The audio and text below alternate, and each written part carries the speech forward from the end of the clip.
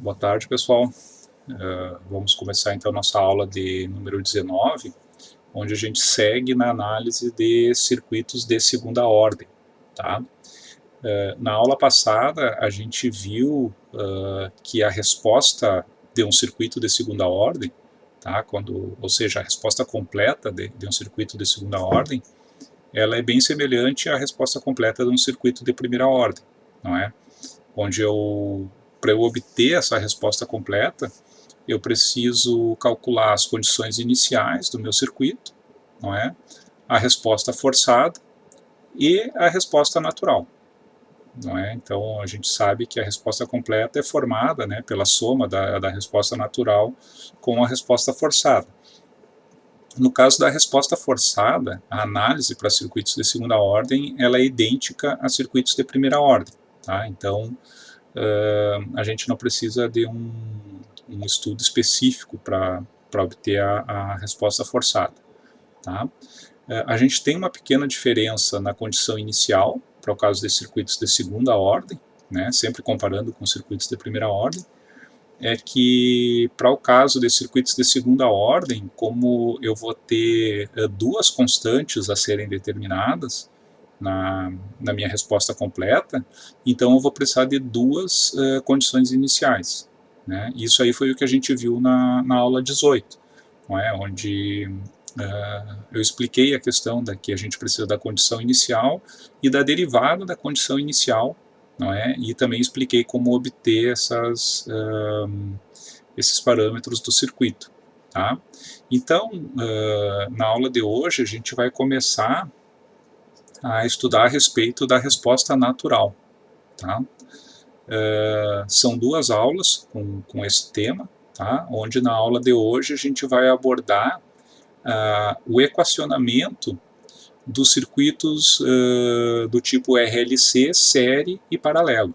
Tá? Então, o que a gente vai fazer? A gente vai partir da análise utilizando as leis de Kirchhoff de um circuito composto de um resistor, um indutor e um capacitor, eles conectados em série e depois em paralelo, tá? E a partir desse equacionamento, através das leis de Kirchhoff, a gente vai chegar na equação diferencial de segunda ordem, tá? Lembrando que é justamente a resposta dessa equação diferencial de segunda ordem que vai me informar como se comporta a minha variável de interesse, não é? A variável de interesse pode ser tensão no capacitor, corrente no indutor, não é? Ou qualquer variável no meu circuito que são obtidas a partir dessas duas, tá? Então é a solução dessa equação diferencial de segunda ordem que vai me dar digamos, uma expressão no tempo, não é? Um x dt, que pode ser um vc dt ou il dt, não é? Ou seja, uma expressão onde para qualquer instante de tempo eu consigo saber qual é a tensão no capacitor, corrente no indutor, ou então a variável em qualquer ponto do meu circuito. Tá? Relembrando, né, pessoal, só um pouco com relação à resposta natural, quando a gente fala em resposta natural, é o mesmo caso de circuitos de primeira ordem, tá? A mesma definição. Ou seja, o que é a resposta natural de um circuito? É a resposta desse circuito em função das condições iniciais dos meus elementos que armazenam energia. Tá? Tá, mas o que significa isso aí, professor? Isso aí significa que eu não vou ter nenhuma fonte independente conectada no meu circuito para ter maior do que zero quando eu estiver calculando a resposta natural. Né? Lembrando que esse nosso método de análise, a gente separa, não é, o efeito das fontes independentes na resposta, que é a resposta forçada, né, e o efeito das condições iniciais dos elementos e da dinâmica que esses elementos colocam no meu circuito. Essa é a resposta natural. Tá? Então, quando eu analiso a resposta natural, de um circuito, eu não vou ter nenhuma fonte independente conectada nesse circuito, tá? Então, em primeiro lugar, pessoal, por que a gente vai trabalhar aqui, vai equacionar diretamente os circuitos RLC do tipo série e do tipo paralelo, tá? Em primeiro lugar, porque essas configurações são as mais comuns de aparecerem para vocês, tá? Ah, tá, professor, mas eu vou ter só ali um circuitinho com R, um LC em série ou então em paralelo. Não é bem assim, né? Vocês sabem que não é tão fácil quanto parece. Mas muitas vezes um circuito ele pode ser simplificado, tá? Eu posso ter, na hora que eu for analisar a resposta natural, o que eu vou fazer? Eu vou desabilitar as fontes independentes, não é? Ou seja, fontes de tensão vão se tornar um curto-circuito e as fontes de corrente vão se tornar um circuito aberto. E nesses momentos eu posso ter uma conexão de resistores em série, em paralelo, eu posso poder associar esses resistores, tá? E no final das contas, quando eu simplificar esse circuito, muitas vezes eu vou conseguir chegar numa configuração RLC série ou RLC paralelo, tá? Então, pessoal, essa análise que a gente vai fazer desses dois circuitos, ela tem duas funções principais, tá?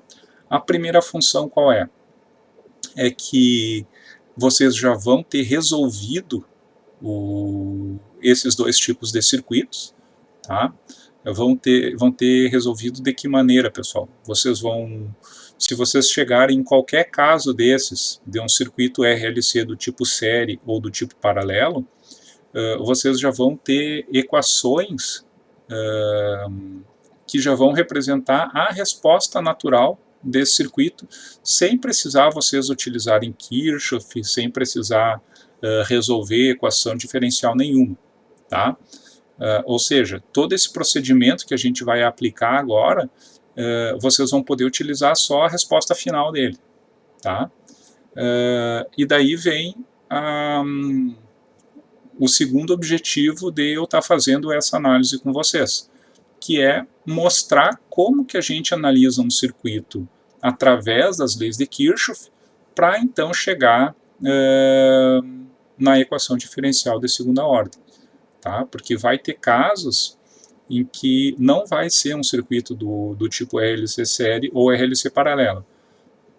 Aí vocês vão ter que ser capazes de equacionar o circuito, né? Sempre respeitando as leis de Kirchhoff, não é? A gente sempre parte das leis de Kirchhoff para analisar esses circuitos, mas dessas variáveis que eu vou ter aí em função do tempo, vocês vão ter que aplicar um método, não é? Um método de solução de equações diferenciais para chegar na resposta desse circuito, tá? Então, pessoal, a gente vai começar aqui pelo tipo RLC série, tá? Que seria um resistor, um indutor e um capacitor conectados em série, tá?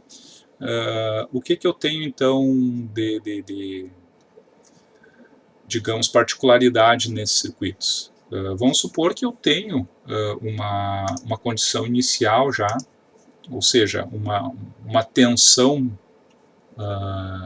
pré-armazenada nesse capacitor, que aqui é o que eu chamo de V0, tá?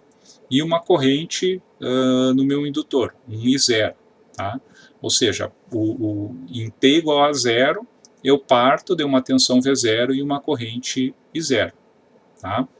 Então, se eu analisar uma malha, não é, que se eu tenho um circuito com 3 elementos em série, o que eu vou analisar é o somatório das tensões, não é? Não tem por que eu fazer aqui uma análise através das correntes, não é?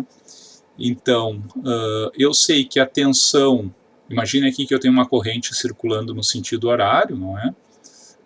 A tensão nesse resistor, mais a tensão nesse indutor, mais a tensão nesse capacitor, são igual a zero, tá? E eu digo para vocês, essa equação aqui, ó, é a equação diferencial de segunda ordem de vocês. Tá? Claro que eu vou ter que manipular, não é?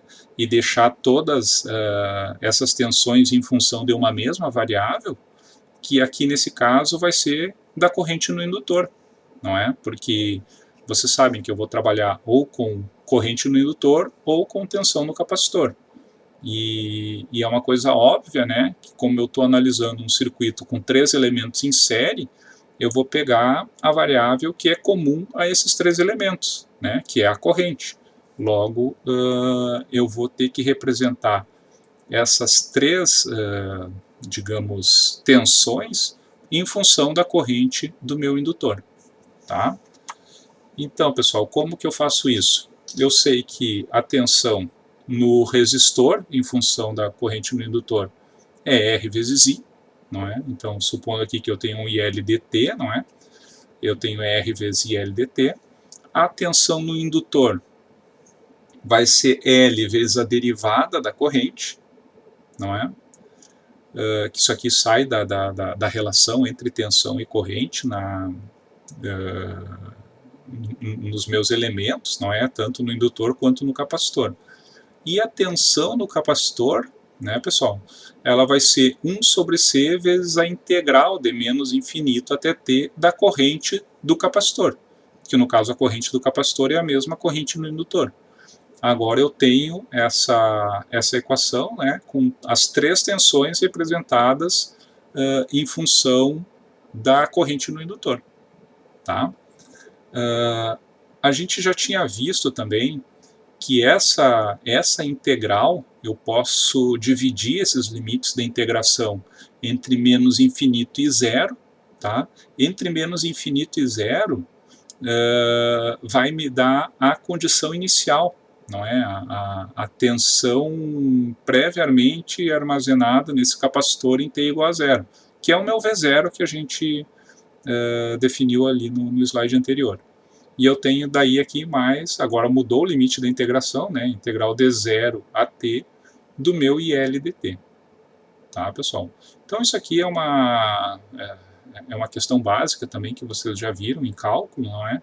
Que essa integral que eu preciso calcular aqui, ela vai ter uma constante da integração, né? Que é o meu V0 aqui. Tá? Então, pessoal, essa equação que eu tenho aqui, ela é chamada de uma equação íntegro diferencial, não é? Por quê? Porque eu tenho uma integral e uma diferencial. Né? Eu tenho uma integral e uma derivada da mesma variável na minha equação. Tá? E essa equação íntegro diferencial aqui, que ela vai me dar digamos, a partir de uma manipulação matemática dela, eu vou ter a minha equação diferencial de segunda ordem. Tá? A gente já vai trabalhar nessa derivação aqui, tá? Eu só quero fazer digamos, um parêntese aqui nessa explicação, para a gente voltar lá na aula anterior. Né? Na aula anterior, a gente viu uma técnica para se determinar a derivada da condição inicial. Não é? Então, imaginem esse circuito aqui, né, que a gente está trabalhando, e a gente está trabalhando com a corrente no indutor. Tá? A corrente no indutor é a nossa variável de interesse. Tá? Logo, o que eu preciso para resolver esse circuito em termos de condições iniciais é a condição inicial da corrente no indutor, que é o I0, né, que foi dado, e a derivada da corrente no indutor em T igual a zero. Tá? E a gente viu na aula passada que para eu obter a derivada da condição inicial da corrente, eu faço uma análise do circuito, não é? Uma análise em T igual a 0 mais, para determinar qual é a tensão do indutor em 0 mais, e a partir da tensão do indutor eu descubro a derivada da condição inicial da corrente, não é? Onde essa derivada é igual à tensão do indutor em 0 mais dividido pela indutância. Tá? O que eu vou mostrar aqui para vocês é que essa derivada da condição inicial, ela pode ser obtida desta equação aqui. Tá? Agora, seria uma técnica matemática, tá, para eu obter a derivada da condição inicial. Tá? Então, eu tenho aqui uma equação que determina digamos, a corrente no indutor, a derivada da corrente no indutor, a integral da corrente no indutor em função do tempo. Não é? Tudo aqui varia em função do tempo. Então, se eu quero saber a derivada, essa derivada aqui, né, o DIL dt sobre dt em t igual a zero, eu tenho que substituir t igual a zero nessa equação. Não é? Então, se eu substituir t igual a zero, eu vou ter r vezes IL d zero. Não é? O que é o IL d zero? É a condição inicial da corrente no indutor. É aquele I0 lá que eu determinei antes. Né? Mais L vezes a derivada da corrente em d0 dt, que é justamente o que eu quero saber, né? A derivada da condição inicial, mais 1 sobre C integral d 0 a 0, não é? Porque aqui eu tenho d0 a t, então se eu substituo t igual a 0, eu tenho uma integral d 0 até 0. Né? Se os meus limites inferiores e superior da integração são iguais, a minha integral é igual a 0. Né? Então esse termo aqui é igual a 0, e eu tenho o V0 aqui, que ele é independente de t, então ele segue na minha equação. Então, se eu isolar a derivada da condição inicial da corrente no indutor, eu vou ter menos 1 sobre L, que multiplica R vezes 0 mais V0. Tá, pessoal? Então, daqui eu consigo determinar a derivada da condição inicial também. Tá? Por que eu não ensino essa técnica aqui para vocês, pessoal? E eu ensinei aquela técnica na aula passada, a partir da tensão no indutor. É o seguinte, porque esta equação aqui, digo essa equação aqui, que é a equação íntegro diferencial do meu circuito, ela varia de circuito para circuito. Tá? Então, para eu obter a derivada da condição inicial a partir dessa equação íntegro diferencial, eu teria que analisar todos os circuitos no tempo, não é? Ou seja, eu teria que partir lá das equações utilizando as leis de Kirchhoff para equacionar a minha variável de interesse, chegar nessa equação e então obter a derivada da condição inicial. Tá? Mas o meu objetivo é ensinar para vocês uma metodologia que eu consigo escapar de obter essa equação. Tá? Então, se eu quero escapar de obter essa equação, eu determinar a derivada da condição inicial através da equação ficaria um pouco sem sentido. Tá? Então, por isso que eu ensinei uma técnica mais física para obter a derivada da condição inicial. Mas aqui fica uma explicação para vocês que eu também tenho como obter essa derivada da condição inicial através dessa análise matemática aqui do meu circuito. Tá? Então, pessoal, agora fecho o parêntese, né, que eu falei que eu ia abrir um parêntese para comentar isso aqui, e vamos voltar aqui para a minha equação íntegro diferencial. Tá? Que eu falei que dessa equação aqui que vai sair a minha equação diferencial de segunda ordem. Tá? E como que eu faço isso? Como eu tenho que eliminar a integral no meu circuito, não é? Eu derivo totalmente essa equação, né? Porque se vocês verem aqui, eu tenho essa equação íntegro diferencial igual a zero, não é? Então, se eu derivar dos dois lados, eu não mudo nada. Então, eu estou aqui derivando e também eu estou deixando esse termo da derivada aqui, não é? Que tinha L multiplicando, eu dividindo toda a equação também por L, eu consigo eliminar aqui o que está multiplicando a minha derivada, não é? Então, por isso que eu tenho aqui só a derivada segunda da corrente, mais R sobre L, não é? Vezes a derivada da corrente, mais a corrente dividido por LC. Esse termo era o termo integral, não é? Que foi derivado, enfim, então ficou só a minha corrente. E o V0, que era aquela constante que eu tinha, derivada, ela fica igual a zero. Tá? Então essa aqui é a minha equação diferencial de segunda ordem. Tá? Então, pessoal, agora eu preciso utilizar uma técnica de solução de equações diferenciais, não é? Para obter, então, a corrente ILDT no tempo. Tá? Então, que técnica que eu vou usar aqui? Eu verifico, não é, que a minha corrente ILDT ela tem um formato tal que quando eu derivo ela não muda o formato dela. Tá? Como é que eu sei disso? Por exemplo, se eu passar esse ILDT sobre LC para o outro lado da equação, eu vou ter que a derivada segunda da minha corrente mais uma constante vezes a derivada da corrente é uma constante vezes a própria corrente. Não é? Então, ela não mudou, o ILDT ele é o mesmo, a derivada segunda, a derivada primeira, a função original, ela não muda o formato dela. Tá? Então, eu sei que o meu ILDT é uma função exponencial, não é? Porque a exponencial é a única função que, quando eu derivo, ela mantém a mesma forma, só vai mudar a constante que multiplica ela aqui. Tá? Então, eu posso dizer que meu ILDT é uma constante A que multiplica E na ST. Tá? Então, o A e o S são constantes a serem determinadas, não é? E o T é a minha é o tempo, não é? Então, se eu substituir esse LDT nessa equação diferencial de segunda ordem, né, ou seja, AE na ST no lugar do ILDT, eu vou ter essa equação aqui. Não é? Aqui a derivada segunda do ILDT fica aqui S ao quadrado, não é? Mais aqui o A vezes o S, não é? E aqui é a própria AE na ST dividido por LC. Tá?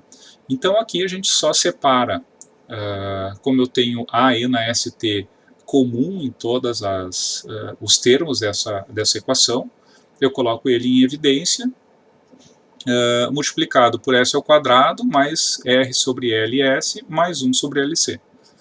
Tá? Então, pessoal, aqui a gente tem uma equação em que eu tenho esse termo, AE na ST, multiplicado por esse polinômio de segundo grau, e o produto deles é igual a zero.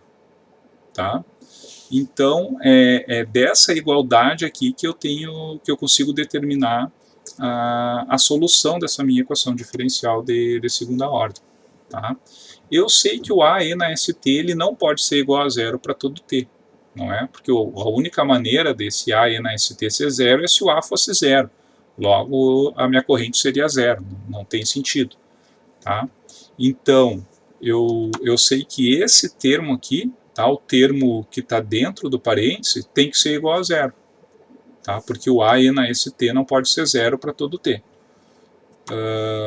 Então, eu sei que S ao quadrado mais R sobre LS mais 1 sobre LC é igual a zero. Tá? Essa equação aqui, pessoal, ela é chamada de equação característica da minha equação diferencial de segunda ordem. Tá? Isso aí vocês já devem ter visto na disciplina de equações diferenciais. Não é? E isso aqui não é nada mais do que uma báscara, não é? Ou seja, eu tenho dois valores para S, em que eu vou ter essa resposta aqui igual a zero, não é?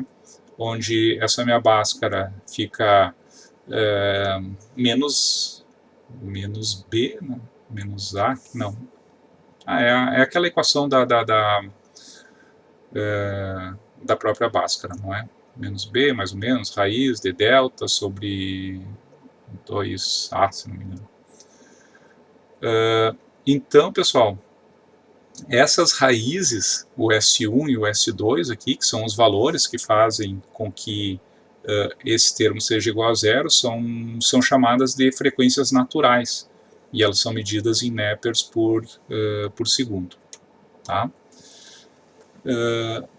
Uma forma, pessoal, que a gente usa para simplificar um pouco essa análise de circuitos de segunda ordem é representar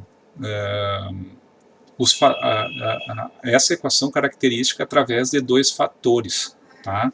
Que são a frequência ressonante, o ômega zero, que é 1 sobre raiz de LC, que é dado em radianos por segundo, e o fator de amortecimento, tá? Que é esse alfa aqui, que é R dividido por 2L. Tá? Então, isso aqui, quando eu introduzo assim, ele parece que não tem muito fundamento, não é? Mas ele simplifica bastante depois a análise e vai nos ajudar também a, digamos, normalizar a análise entre circuitos RLC série e RLC paralelo, ou mesmo um circuito que não é nenhum nem outro, eu vou conseguir representar ele também através do alfa e do ômega zero, o que vai fazer com que eu tenha sempre a mesma resposta de circuitos de segunda ordem, que vai me ajudar bastante. Tá? A única coisa que vai mudar entre esses circuitos vai ser o valor do alfa e do ômega zero, ou seja, a equação que define eles. Tá? Isso aqui, esse R sobre 2L aqui, e o 1 sobre raiz de LC, isso é válido para um circuito do tipo RLC série, né, que é o que a gente está analisando. Então, se vocês chegarem para obter a resposta natural de um circuito RLC série, vocês vão saber o valor do resistor, do indutor e do capacitor. Né? Isso aí vai ser dado no circuito para vocês. Né? Vamos supor, um resistor de 10 ohms, um indutor de 1 Henry e o capacitor de 1/8 de Farad. Tá? Vocês só vão substituir o valor do resistor, do indutor e do capacitor nessas equações, e vocês já vão ter o alfa e o ômega zero desse circuito RLC série. Tá? E com isso vocês já sabem como que é a equação característica, né? Que a gente representar esses termos por essa equação faz com que eu tenha um S ao quadrado mais 2 alfa S mais ômega zero ao quadrado igual a zero. E isso faz com que as raízes dessa equação característica sejam menos alfa mais ou menos raiz de alfa ao quadrado menos ômega zero ao quadrado. Tá? Então isso aqui é bem mais simples, né, de eu representar dessa forma do que dessa forma aqui, né, pessoal, que é como a gente tinha visto antes. Tá? A única coisa foi se criar um R sobre 2L, fazer alfa, né, e 1 sobre raiz de LC ômega zero. Então eu tenho aqui menos alfa mais ou menos raiz de alfa ao quadrado menos ômega zero ao quadrado. Tá? Só que daí eu represento dessa forma aqui. Então, pessoal, a gente pode inferir agora, não é, que eu vou ter 3 tipos de resposta, porque eu tenho digamos, essas raízes, não é, em que pode se encaixar aqui em 3 situações diferentes, não é? Ou seja, se eu tiver um alfa maior do que o ômega zero, eu vou ter aqui a raiz de um número positivo. Tá? Se eu tiver a raiz de um número positivo, eu vou ter 2 raízes reais e distintas. Tá? Esse é o que eu chamo de caso superamortecido. Tá? Que se a gente for analisar no tempo, ele tem esse formato aqui. É como se fosse uma exponencial decrescente mesmo. Tá? Eu vou ter um caso em que eu posso ter o meu alfa igual ao ômega zero. Tá? Esse caso em que os dois são iguais, eu tenho aqui raiz de zero.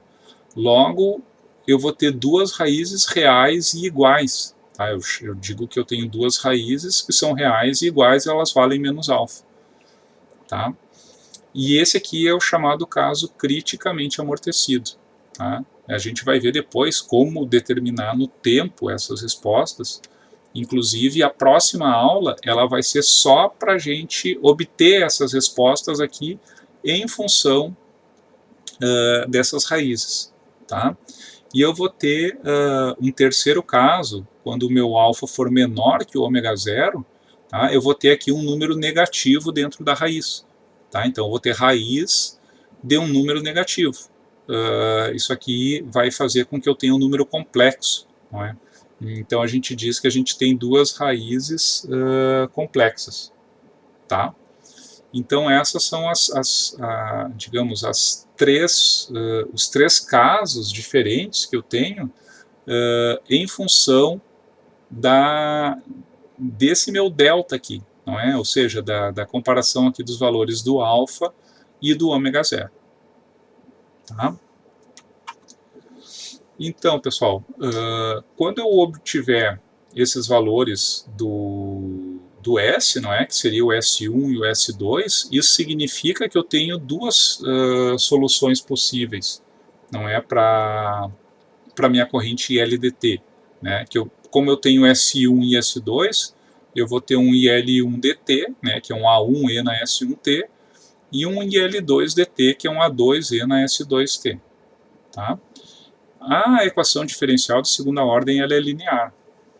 Então, eu posso dizer que a resposta dela, né, ela é uma combinação linear do IL1 e do IL2. Tá? Então, eu vou ter que a resposta natural do meu circuito RLC série é a soma daquelas aqueles dois IL. Tá? Então, pessoal, esse aqui é o formato, então, da minha resposta natural. Tá?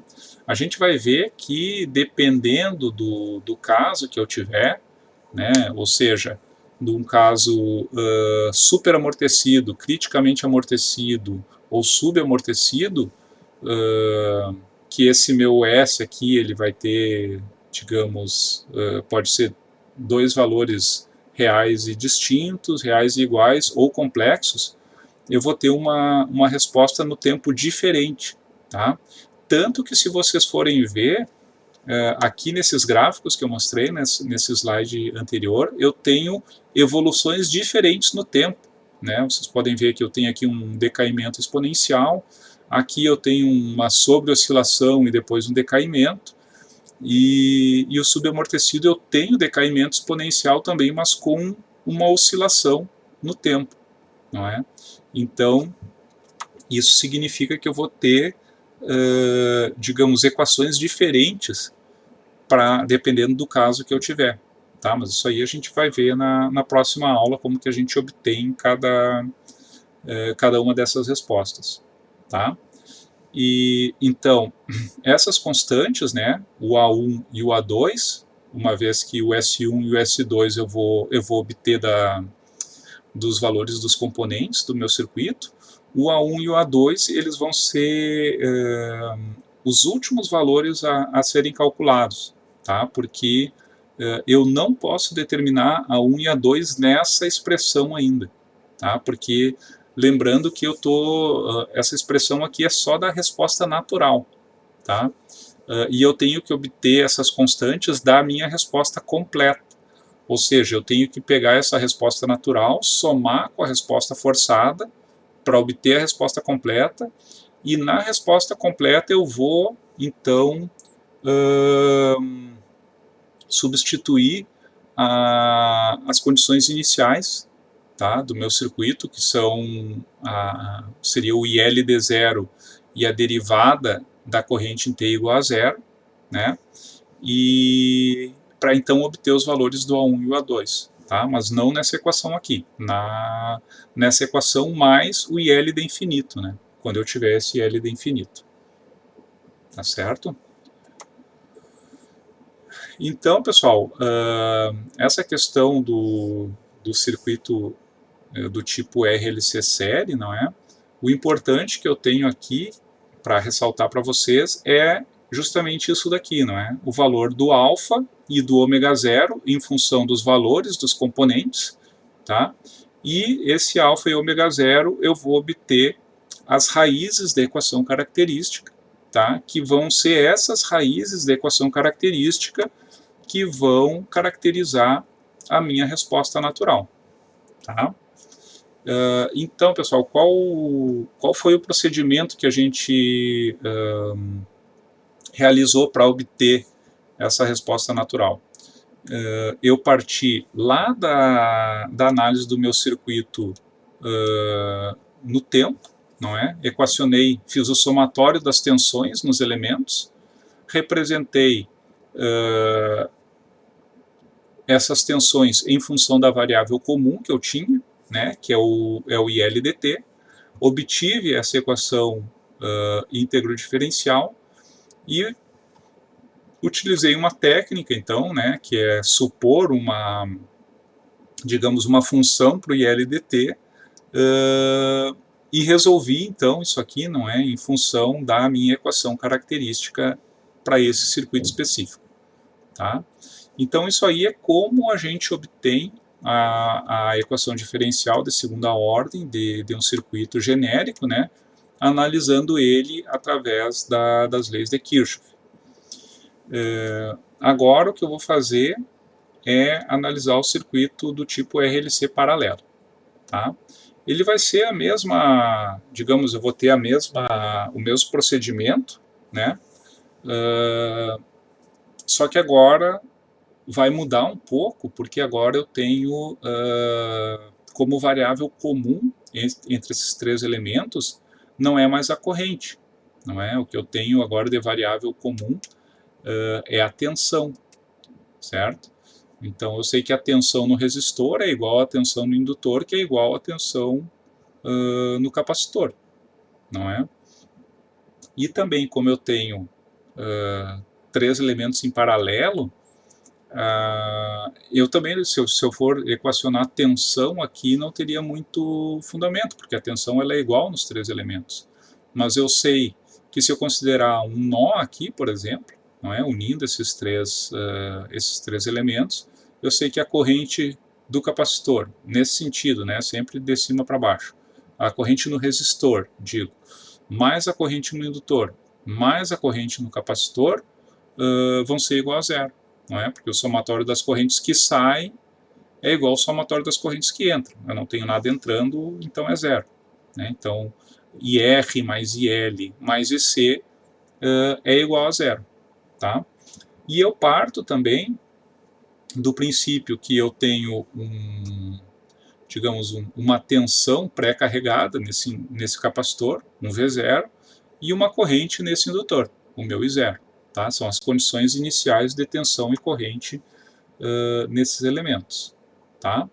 Então, nesse caso aqui, pessoal, como o circuito está em paralelo e a variável comum entre os três elementos é a tensão, então eu vou representar essas três correntes, a corrente no resistor, a corrente no indutor e a corrente no capacitor, em função da tensão do capacitor, né? Porque vocês lembram, né, que eu tenho duas variáveis de interesse no meu circuito, que é a corrente no indutor ou a tensão no capacitor, né? Como a tensão no capacitor é a mesma para os três elementos, eu vou equacionar em função dela, né? Então a corrente no resistor é VC dividido por R, a corrente no capacitor é C dVC dt, não é? E a corrente no indutor é 1 sobre L vezes a integral da tensão no indutor, que é a própria tensão do capacitor. Tá? E aqui é o mesmo passo, né? Eu tenho essa integral de menos infinito até t, digamos, faço essa integral por partes, não é? De menos infinito a zero, eu tenho a condição inicial da corrente no indutor, e aqui eu fico com a integral de 0 a t. Novamente, chego aqui numa equação íntegro diferencial, não é? Que eu posso fazer aquela mesma análise para a derivada da condição inicial em função dessa expressão aqui, tá? Que é só substituir t igual a zero e isolar aqui a derivada da tensão do capacitor em t igual a zero, certo? Não vou explicar de novo aqui porque é a mesma coisa que a gente fez para o circuito RLC série, tá? Então, mais uma vez aqui, né, isolando aqui, deixando esse termo, a derivada segunda multiplicado só por 1, eu fico com a derivada segunda da tensão no capacitor, mais 1 sobre RC vezes a derivada da tensão no capacitor, mais a tensão no capacitor dividido por LC igual a zero. Tá? E vejo novamente, né, que o VC ele não muda quando derivado, logo eu posso dizer que o meu VC ele tem a forma do tipo AE/ST. Tá? Mesma análise anterior. Substituo esse AE na ST no lugar do VC, vou chegar nessa equação aqui, não é? Onde eu vou ter o AE na ST em evidência, multiplicado pela equação característica agora do circuito do tipo RLC paralelo. Tá? Ele é um pouco diferente da anterior. Tá? E esse 1 sobre LC é igual, só aqui é diferente esse termo. Tá? Então, como eu tenho que essa equação característica tem que ser igual a zero, não é? Porque o A e na ST não pode ser zero para todo T, então eu tenho aqui as raízes da minha equação característica. Tá? Fazendo de novo aqui a Bhaskara nessa expressão aqui. Tá? Nesse caso aqui, pessoal, o meu alfa ele vai ser um pouco diferente. Tá? Se a gente for pegar o alfa anterior, ele era uns... vamos ver como é que era, não lembro de cabeça. R sobre 2L. Tá? Aqui no caso RLC série, ele era a resistência dividido por 2 vezes a indutância. E o ômega 0, 1 sobre raiz da LC. Agora, o ômega 0 ele permanece com o mesmo valor. Tá? Só que eu mudo aqui de R sobre 2L para 1 sobre 2RC. Esse aqui é o meu alfa. Mas com essa pequena mudança aqui no alfa, pessoal, a minha equação característica tem o mesmo formato da anterior. Tá? Onde eu tenho S ao quadrado mais 2 alfa S mais ômega 0 ao quadrado igual a zero. Tá? Então, eu tenho aqui as raízes da minha equação característica, né? Menos alfa mais ou menos raiz de alfa ao quadrado menos ômega 0 ao quadrado. Exatamente a mesma equação que eu tinha no caso RLC série. Tá? Ah, mas o que muda então do RLC série para o RLC paralelo? Muda o valor do alfa. Né? Antes o alfa era o resistor dividido por 2 vezes o indutor. Agora o meu alfa é 1 sobre 2 vezes o resistor vezes o capacitor. Tá? Essa aqui é a única modificação que eu vou ter digamos, das raízes da equação característica de um circuito RLC série para um circuito RLC paralelo. Tá? Essa análise aqui é exatamente igual à anterior, não é? Que eu vou ter novamente 3 possíveis soluções, não é? Em função dessa minha raiz aqui, se for raiz de um número positivo, se for raiz de zero ou se for raiz de um número negativo. Eu vou ter os casos superamortecido, criticamente amortecido e subamortecido. Tá? Isso significa, então, pessoal, o quê? Que, digamos, se eu estiver equacionando um circuito, que eu estou equacionando a tensão no capacitor e eu tenho um caso superamortecido, qualquer outra variável do meu circuito, seja a corrente no indutor, a corrente nos resistores, todas vão ter o mesmo formato. Tá? Eu não tenho como obter respostas diferentes aqui de equação diferencial para o mesmo circuito, se eu equacionar tensão no capacitor ou corrente no indutor. Tá?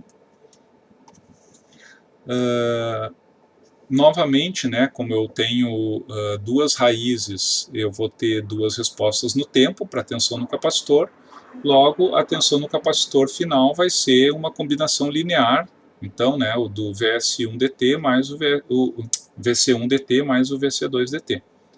Tá? E aqui, de novo, só para ressaltar, né, o A1 e o A2 são os últimos valores a serem calculados, que vão depender das condições iniciais, né, de tensão no capacitor derivada da tensão do capacitor em T igual a zero, e também da resposta forçada VC de infinito. Tá? Então, pessoal, para a gente aqui chegar, então, numa conclusão dessa análise, tá?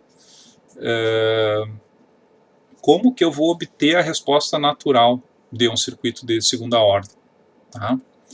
Então eu vou ter, eu gosto sempre de fazer esses procedimentos aqui para depois de explicar direitinho, né, de onde que saem as informações, vocês terem como que um sumário assim, não é, para poder fazer uma análise mais direta, né? Então eu coloquei aqui alguns passos, né, para vocês obterem a resposta natural de um circuito de segunda ordem. Tá? O primeiro passo, qual é? redesenhar o circuito para T maior do que zero. Tá? Geralmente vocês vão ter no mesmo circuito uma configuração que vai dar a condição inicial, né? E daí uma chave que comuta em T igual a zero, alguma coisa assim, né? Que vai mudar a configuração do circuito para T maior do que zero. Então vocês vão ter que redesenhar o circuito só para T maior do que zero, né? Então aquilo que estava conectado para T menor do que zero cai fora, né? Porque ele só vai atrapalhar a análise de vocês. E também eu vou desabilitar as fontes independentes. Tá? Por que eu vou desabilitar as fontes independentes? Porque a resposta natural, por definição, ela só se deve às condições iniciais do circuito. Logo, eu tenho que desabilitar as fontes independentes. Tá? Então, redesenho para T maior do que zero, com as fontes independentes desabilitadas. Daí eu vou ter que analisar que circuito que eu obtive. Né? Ele pode ter uma configuração do tipo RLC série, né? Ou RLC paralelo, ou nenhuma das duas. Né? Eu posso ter um circuito que não se encaixa em nenhum dos dois. Tá? Mas então, para os dois primeiros casos, que foi o que a gente viu, né, agora nessa aula de hoje, se eu tiver uma configuração do tipo RLC série, eu não preciso nem me preocupar em equacionar tensão na malha, ou corrente nos nós, ou qualquer coisa assim. Vocês já sabem que o alfa do circuito, né, o alfa é R sobre 2L, e o ômega 0 é 1 sobre raiz de LC. Né? Já se for um circuito do tipo RLC paralelo, eu sei que o alfa é 1 sobre 2RC e o ômega 0 é 1 sobre raiz de LC. E vocês já vão ter aqui os valores das raízes desse circuito. Tá? Então é simplesmente isso. Tá? No caso do circuito genérico, pessoal, como que eu vou resolver um circuito genérico? Né, um circuito genérico, que eu chamo aqui, ele não se encaixa nem como RLC série, nem como RLC paralelo. Tá? Então, qual é a maneira de resolver esse circuito? Aqui não tem como fugir. Eu tenho que analisar, através das leis de Kirchhoff, esse circuito, para obter a equação diferencial de segunda ordem. Tá? Uma vez que eu obtive a equação diferencial de segunda ordem, eu tenho que obter as raízes da equação característica. Tá? Mas vamos supor, tá, pessoal, que vocês estão analisando um circuito, não é tão complicado assim. Tá? Vocês vão analisar um circuito, vão analisar lá um nó, uma malha, e vão chegar numa equação diferencial de segunda ordem da corrente no indutor. Tá? Como que a gente resolve esse circuito para chegar aqui nas raízes da equação característica? Vamos supor lá que eu cheguei numa equação que é... Deixa eu escrever aqui para vocês conseguirem visualizar. Tá?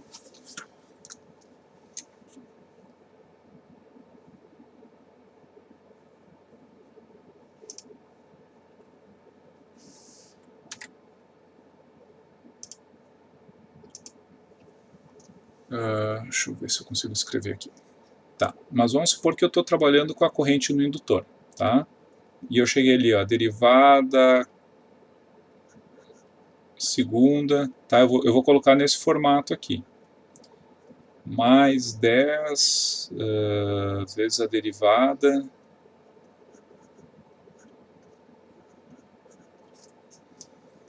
mais, sei lá, 9 IL dt. Tá? Isso aqui igual a zero. Tá? Vai ser assim porque eu sempre vou analisar com as fontes independentes desabilitadas, tá? Então sempre vai ser igual a zero. Isso aqui significa o que, pessoal? Significa que 10 vale 2 alfa, né? E 9 vale ômega 0 ao quadrado. Tá? Então quer dizer que para esse circuito aqui, o meu alfa vai ser igual a 5, né? É 2 vezes 5, 10. E o meu ômega zero vai ser igual a 3.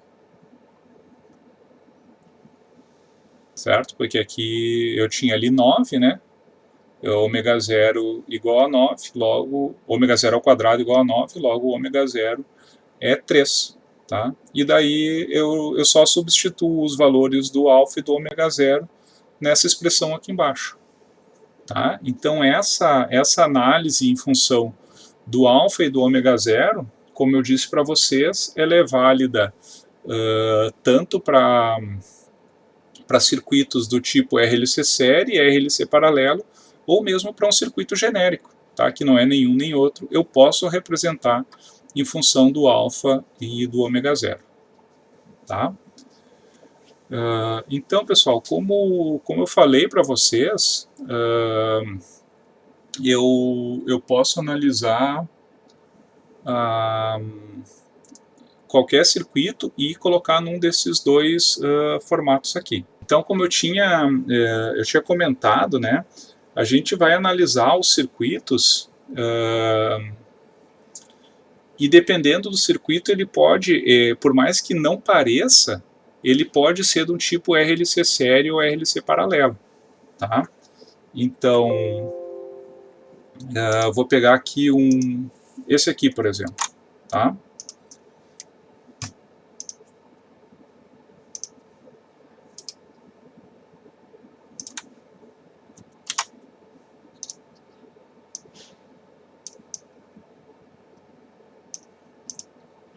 Então, como eu falei para vocês, pessoal, quando a gente olha um circuito assim, em primeira vista, né, parece que não tem como ser um circuito do tipo RLC série ou RLC paralelo.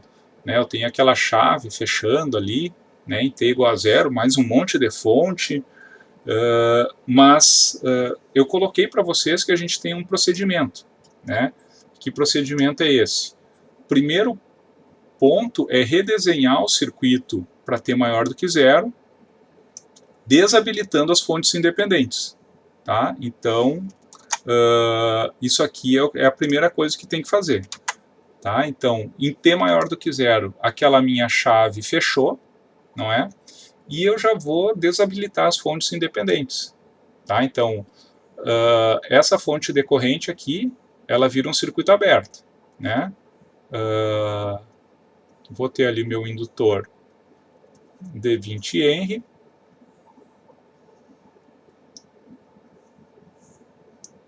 Um resistor aqui de 20 ohms.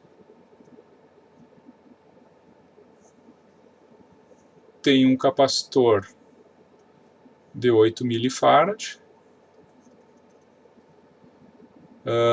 E ali naquele caso, né, eu vou ter um resistor em série com uma fonte de tensão U de -T.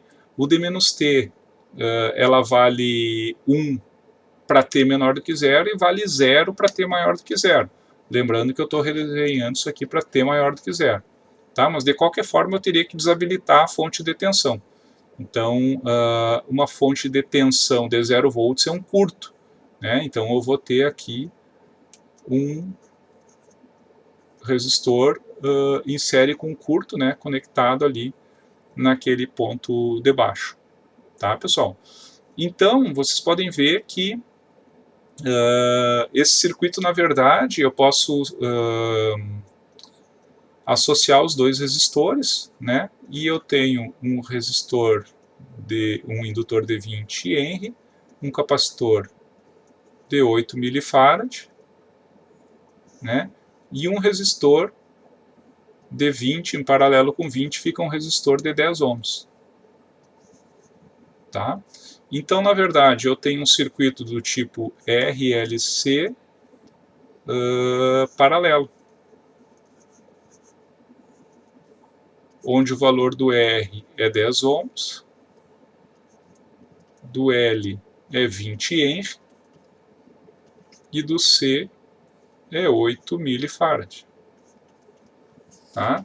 Então, pessoal, lá da análise que a gente fez, eu apresentei para vocês, né? A gente sabe que o meu alfa é 1 sobre 2RC, né? Então, alfa é igual a 1 sobre 2R vezes C, né? E o meu ômega zero é igual a 1 sobre raiz de LC. Tá? Então eu fico aqui com C, o alfa é, deixa eu ver, 8 mili, peraí, vamos fazer direto aqui. 1 sobre 2 vezes 10 vezes 8 mili vai ser igual a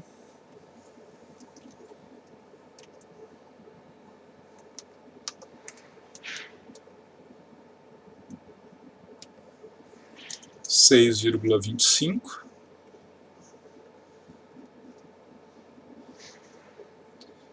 E 1 sobre raiz de LC, deixa eu ver, eu tenho 20 vezes 0,008, raiz disso, 1 sobre isso, 2,5. Tá? E eu sei então que as raízes da minha equação característica, S1, 2, vão ser menos alfa, mais ou menos raiz de alfa ao quadrado, menos ômega zero ao quadrado. Né? Então eu tenho menos 6,25, mais ou menos raiz de, deixa eu ver aqui, menos 0,521. Dizer que é menos 0,52. Tá? Essa aqui já seriam os valores do S1 e do S2. Tá, pessoal? Então, qual é... o procedimento agora está completo? Não está completo ainda, tá? Porque eu tenho que ensinar para vocês agora como que eu saio desses valores aqui das raízes da equação característica, né, esse menos 11,98, menos 0,52, e como que eu vou chegar numa função no tempo, né, como é que eu vou chegar nessa função aqui, né, onde eu vou ter um VCDT, A1E na S1T, mais A2E na S2T. Tá? Então vai depender se eu tiver essas raízes reais iguais, reais e distintas ou complexas, eu vou ter uma resposta diferente para cada caso desses. Tá? E é o que a gente vai ver então na próxima aula. Tá?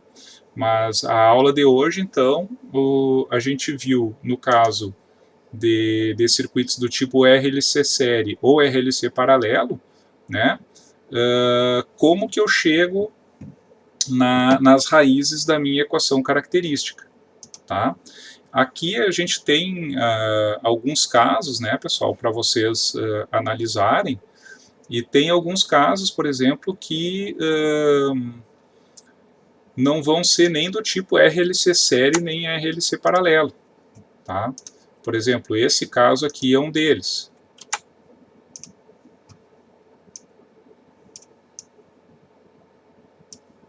Tá? Se eu analisar esse circuito para t maior do que zero, tá? Vou analisar ele aqui, vou redesenhar para t maior do que zero. Aqui a minha fonte de tensão vira um curto, né? Tem um resistor aqui de 4 ohms.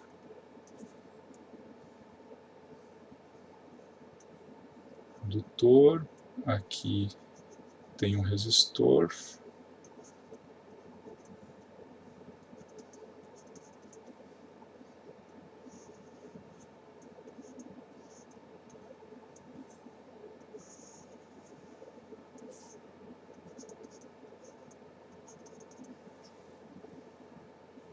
Tá, pessoal? Então, nesse caso, vocês podem ver que eu não tenho nem RLC série e nem RLC paralelo.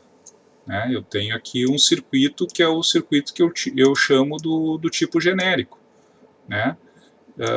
Então, como que eu vou resolver esse tipo de circuito aqui? Vocês vão ter que sempre trabalhar com as variáveis de interesse, né? Vamos supor, aqui a corrente no indutor, né? E essa aqui é a tensão no capacitor. Tá? Para cá eu tenho a corrente no capacitor, não é? E para cá eu tenho a corrente nesse resistor.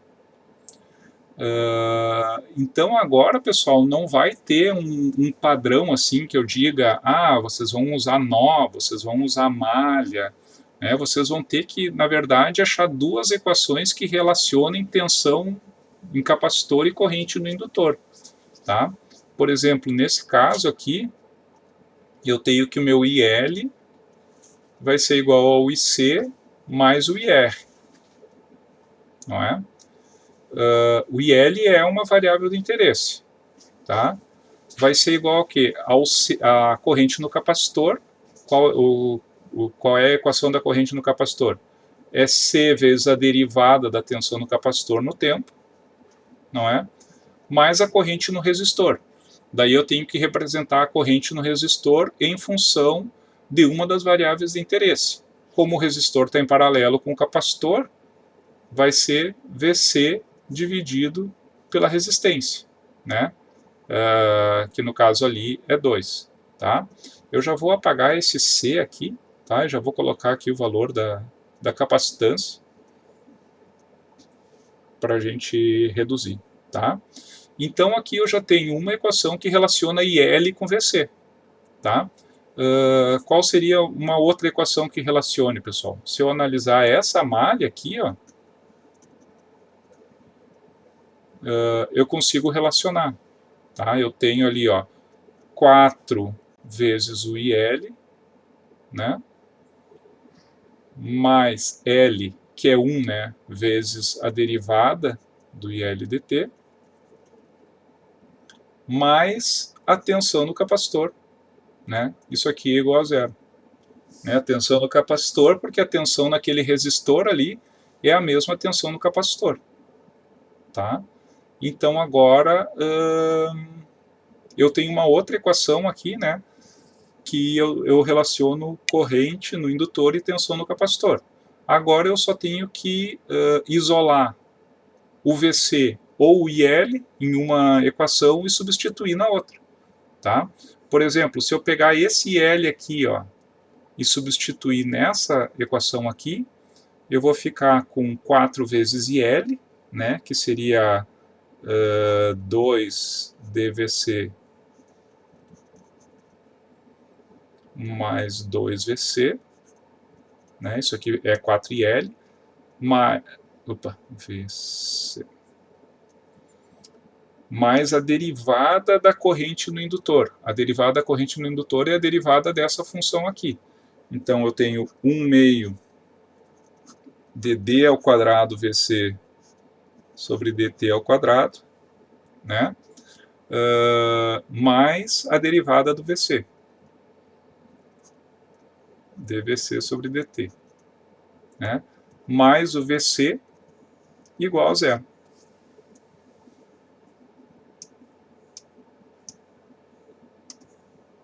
Tá? Então, se eu agora separar aqui, né, o que é derivada segunda, eu tenho 1 meio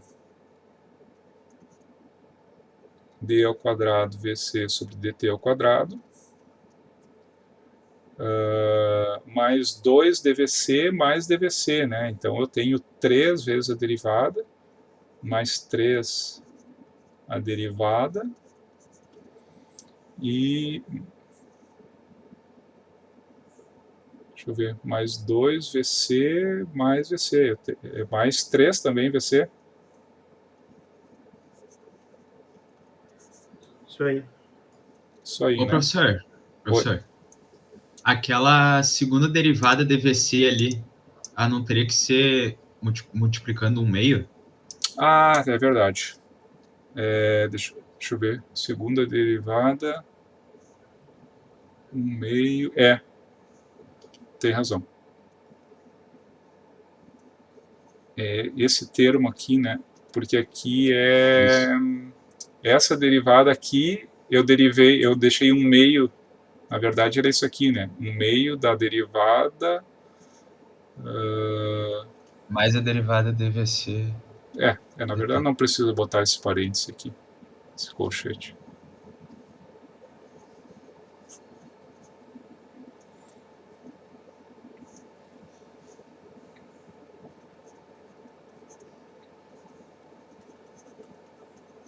Porque lá é VC sobre 2, né? Deriva VC sobre 2 é um meio de DVC.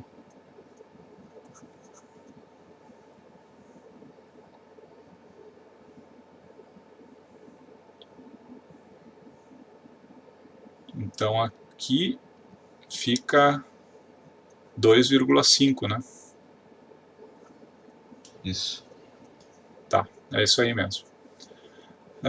Então, pessoal, para eu deixar naquele formato, né, eu sempre procuro deixar naquele formato em que eu não tenho nada aqui, ó, multiplicando a derivada segunda. Tá? Então eu vou multiplicar por 2 toda a equação. Tá? Então eu tenho a derivada segunda,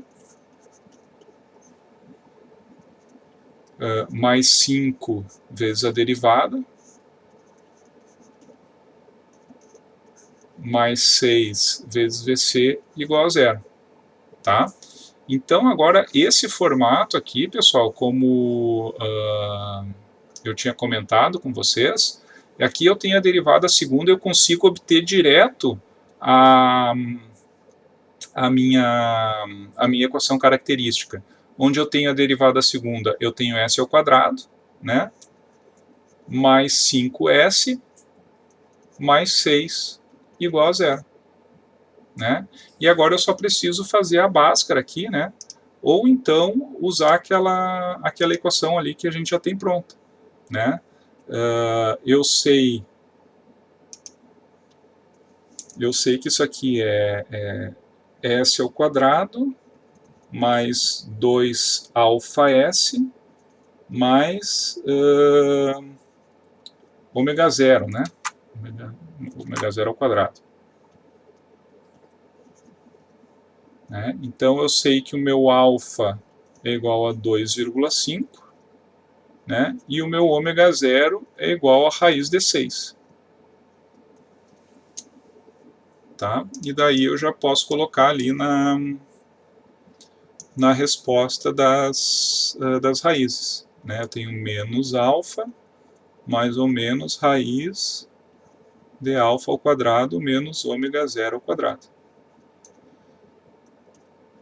É menos 2,5 mais ou menos, deixa eu ver quanto é que fica isso, 2,5 ao quadrado é 6,25 e ômega zero ao quadrado é 6, então é raiz de 0,25, que é 0,5. Então isso aqui eu vou ter menos 3 e menos 2. Vai ser o S1 e o S2 desse circuito. Tá? Então o que eu fiz aqui, né, pessoal? Eu equacionei corrente no nó, né? Equacionei a corrente nesse nó aqui, e também a tensão na malha, sempre procurando relacionar tensão no capacitor e corrente no indutor. Né? Obtive duas equações em função de corrente no indutor e tensão no capacitor. Aí eu sempre vou isolar uma delas, substituir na outra, para então obter a minha equação diferencial de segunda ordem. Né? A partir da equação diferencial de segunda ordem, eu vou obter as raízes da equação característica. Tá? Então esse aí é o procedimento quando eu tenho um circuito que ele não é nem do tipo RLC série ou RLC paralelo. Tá? Quando eu tiver do tipo RLC série ou RLC paralelo, que era esse anterior aqui que a gente viu, basta eu saber os valores do resistor, do indutor e do capacitor e daí eu já vou ter direto o valor do alfa e do ômega zero, tá? Sem precisar nem equacionar por Kirchhoff, nem obter a equação diferencial de segunda ordem, nem nada. Tá? Então a gente vai ter esses três possíveis casos aí: RLC série, RLC paralelo ou circuito genérico, né? Onde no RLC série eu vou obter o alfa e o ômega zero por essas expressões aqui. No paralelo eu tenho também as equações aqui do alfa e do ômega zero. E no genérico, então, eu vou ter que obter a equação diferencial de segunda ordem, né, e calcular as raízes da equação característica, colocando nesse formato aqui, né. Daí eu consigo padronizar toda a minha análise. Tá certo, pessoal? Certo. Beleza.